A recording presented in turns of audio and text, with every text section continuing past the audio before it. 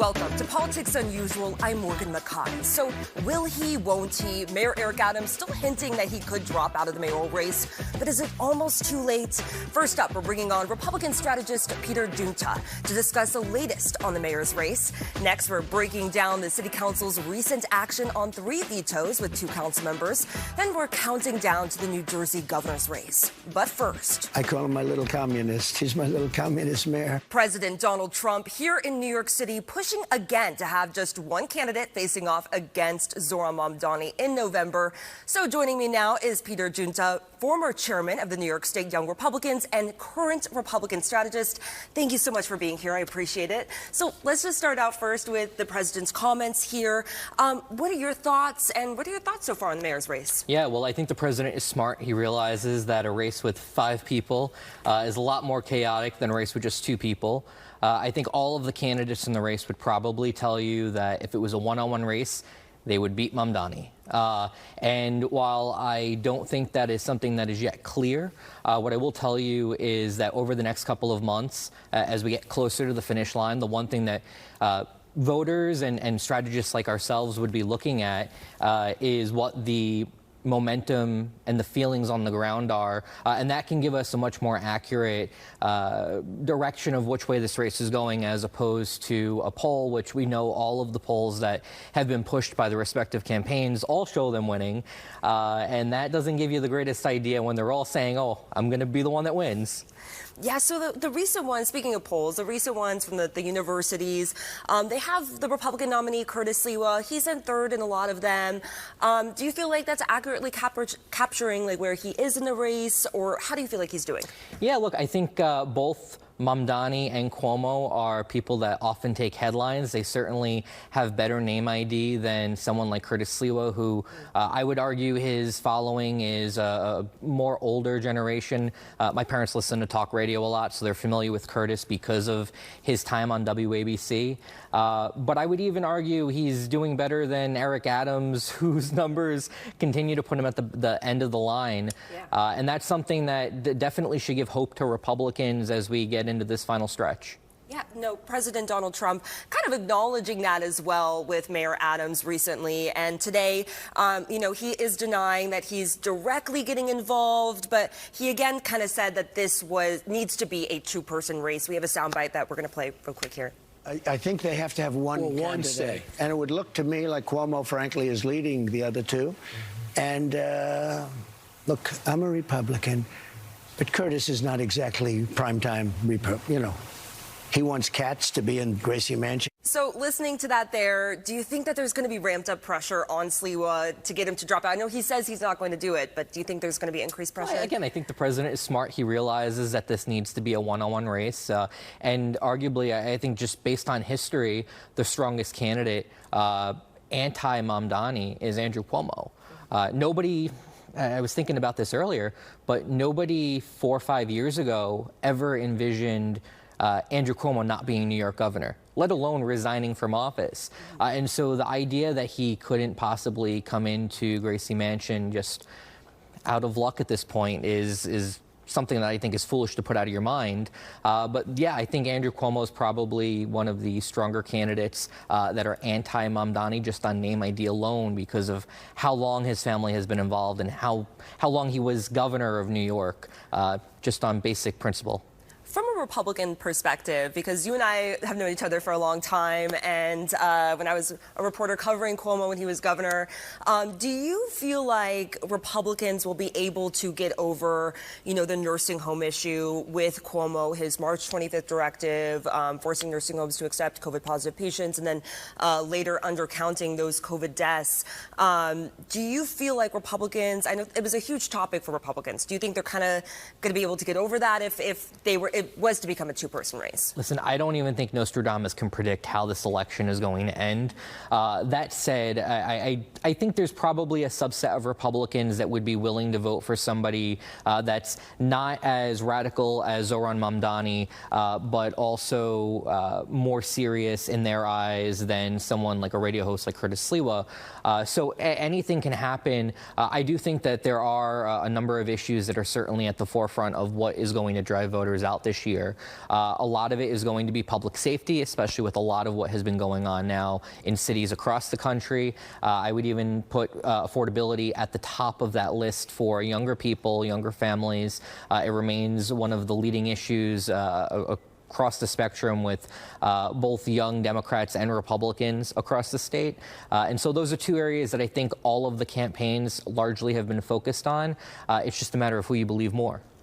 So Mayor Adams, he's been teasing whether or not he's going to jump out, but he is kind of making it a little unclear, saying publicly that he's not going to drop out. Privately, he could drop out. What are your thoughts? Classic Eric Adams. If you think about it for a second, he is trying to hedge his bet. I mean, this is probably the smartest thing any politician can do. Now he's talking about doing a new poll that'll, I guess, show him still dead last or maybe in second or third place, but whatever it is, if I'm Eric Adams, I'm going to figure out where my landing pad is. If I'm anyone that's not Zohran Mamdani, I'm going to figure out what my landing pad is after Election Day. According to the Board of Elections, I had a conversation with them. They're telling me that, looking at Jim Walden, the independent candidate who already dropped out, there's only 4 ways somebody can get off the ballot at this point. That is if they passed away, were to move out of the state, were to run for a judgeship, or if they were to be arrested/indicted. And that's until the 15th, which is in a couple of days here. So I guess, do you see that happening? Anything can happen in a New York minute, as we've seen time and time again. But I don't really think it matters. Them coming off the ballot is probably not as impactful as them actually out there campaigning with one another. And if you're paying attention, you'll see the very deep differences that Andrew Cuomo and Eric Adams and Curtis Sliwa all have with each other, not just politically, but personal. And so that'll be an interesting obstacle to overcome, even if they do drop out of the race. Now, this is the second time that Sliwa has run for mayor. If he were to lose, maybe he'd run again, but I'm assuming maybe not. Do you feel like there can be more that could be done to build up the Republican bench a little bit here in New York City? Yeah, so I'll give Curtis Sliwa credit. 4 years ago when he ran for mayor the first time, he did something that Republicans typically don't do, and that's show up. And the one thing that I've learned over the years has been that Republicans who show up win. And so I give Curtis a lot of credit for showing up in the communities that have often been neglected by Republicans because we tend to write it off. That said, I think moving forward, we obviously need to remain on the offensive. There's 2 city council districts this year, 30 and 49. 49's on Staten Island, 30 is in Queens, that I would say are probably the top races. They're seats that we arguably should be able to hold, flip. The one in Queens is the current Bob Holden seat. The one on the North Shore of Staten Island is the Camilla Hanks seat. 2 seats that Republicans have performed really well in over recent years and could shift the narrative a little bit as we prepare for the races 4 years from now. Thank you so much, as always. Really great to see you, Peter. Thank you so much. Thank you. Coming up next, we're shining a spotlight on the City Council. We're joined by 2 City Council members to discuss a range of topics, including who could be the next City Council Speaker, replacing Adrienne Adams.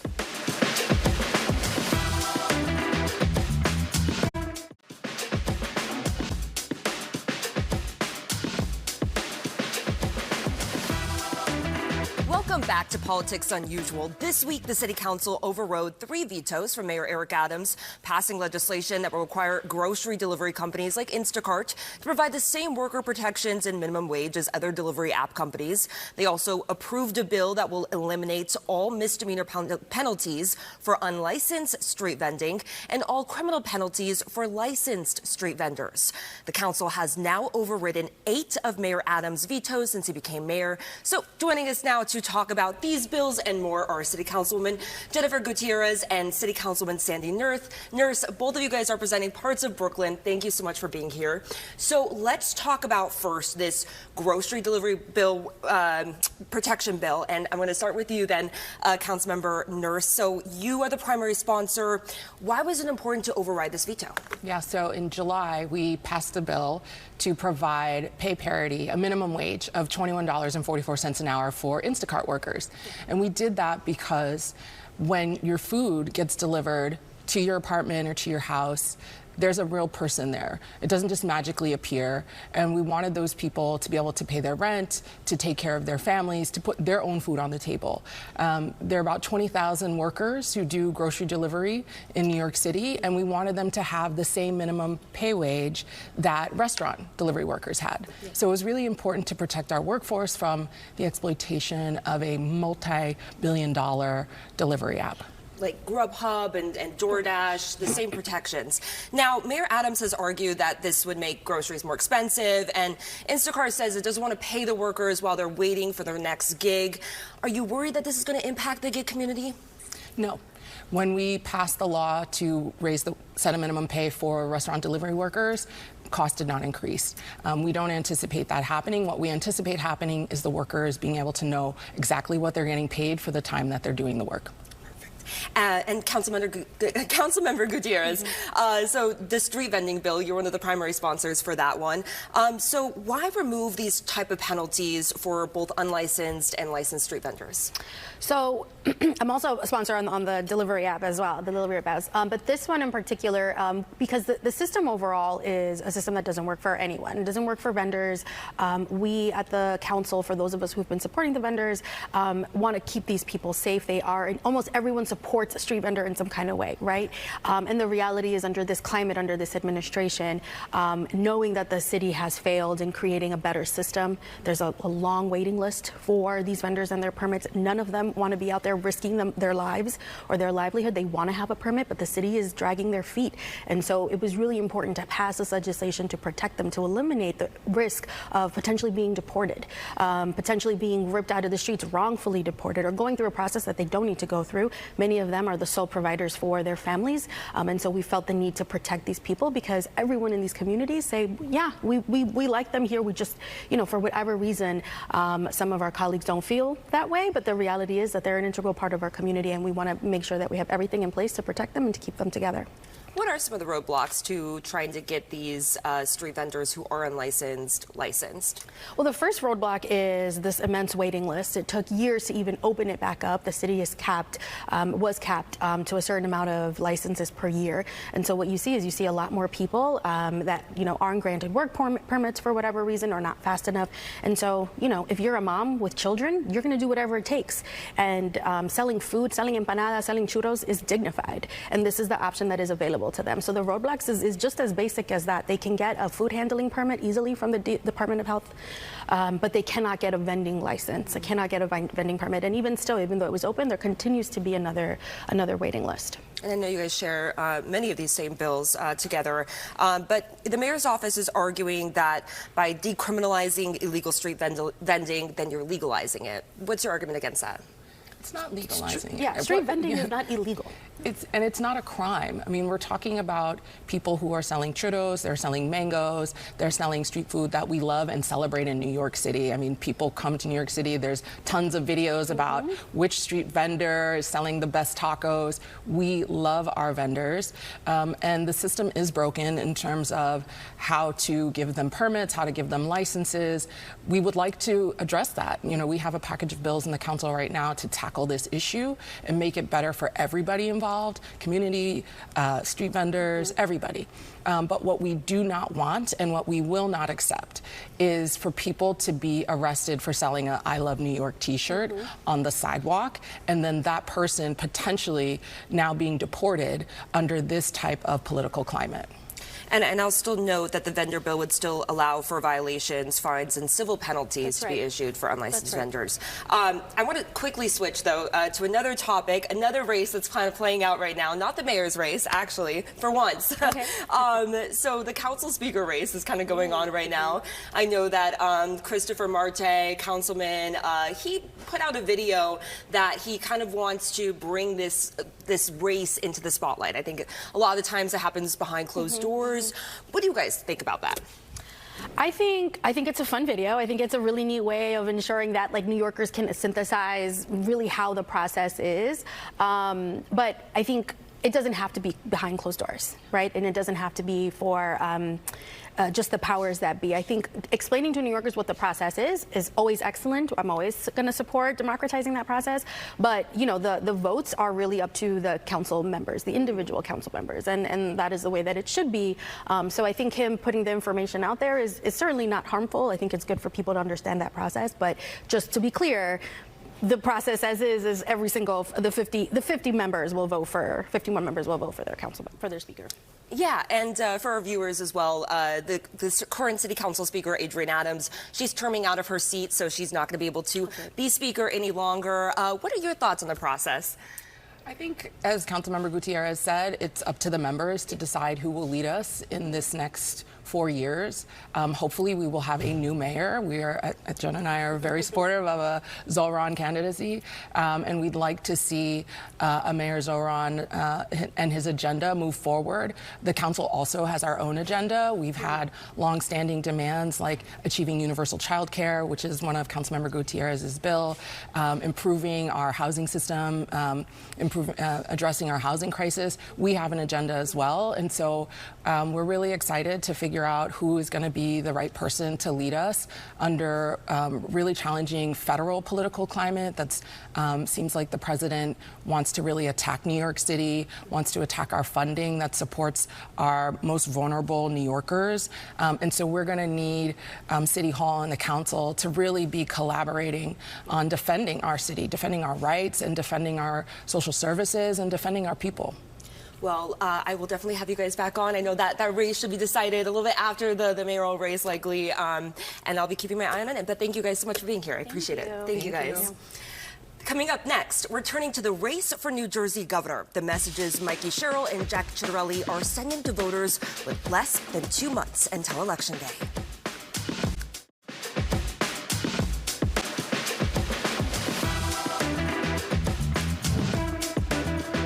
With less than 2 months until Election Day, the race for New Jersey governor is heating up as a new poll shows Democrat Mikey Sherrill leading Republican challenger Jack Ciattarelli.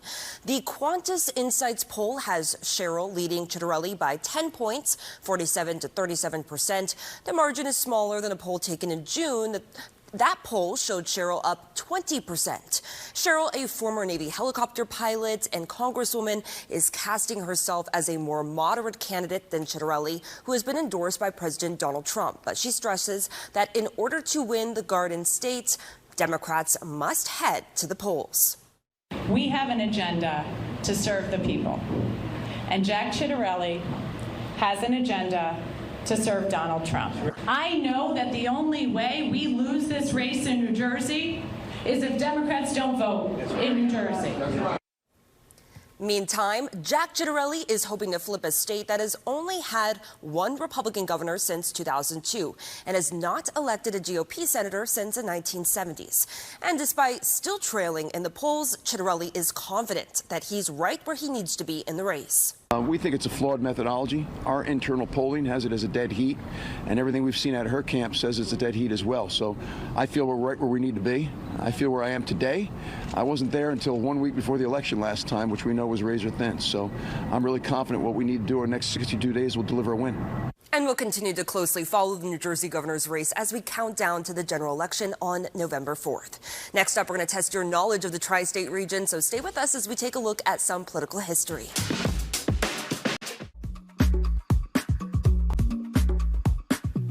Now we're flashing back to this week in history. On September 14th, 1934, New York City Mayor LaGuardia threw the first batch of confiscated slot machines into Long Island Sound. It was part of his public campaign to combat illegal gambling in New York City.